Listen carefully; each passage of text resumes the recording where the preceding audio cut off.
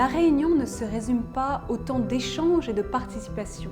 Ce n'est qu'une des 4 étapes. La réunion perd de sa puissance si les 3 autres étapes sont loupées.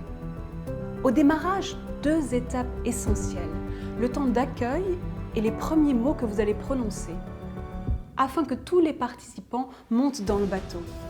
À la fin de la réunion, un suivi de qualité pour que la réunion donne tout son fruit. Voici quelques extraits du parcours. Un premier extrait sur l'accueil des participants. Proposez un lieu convivial. Apportez des boissons, ne serait-ce que des gobelets emplis d'eau pour chacun. Ayez au préalable validé qu'il y a une chaise pour chacun et des feuilles blanches à disposition pour de la prise de notes. Vous pouvez mettre un petit fond musical qui cessera au moment du démarrage. Ayez un paperboard sur lequel vous aurez peut-être noté « Bienvenue » avec le nom des participants. Ou projeter à l'écran une image ou citation inspirante. Sinon, plus classiquement, vous pouvez mettre en fond d'écran l'ordre du jour de la réunion.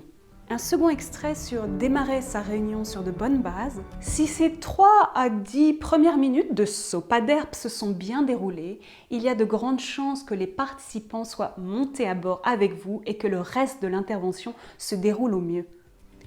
Conseil, préparez votre sopa d'herbe par écrit et répétez-le.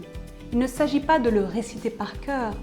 Vous pouvez apprendre par cœur la première phrase si vous êtes vraiment intimidé, mais de vous approprier un démarrage puissant. Dernier rappel sur l'acronyme, sopa d'herbe, sujet, objectif, participant, animateur, durée, énergie, règles et plan. Un troisième extrait sur le suivi de vos réunions. L'ordre du jour a présidé la réunion, le compte-rendu la clos.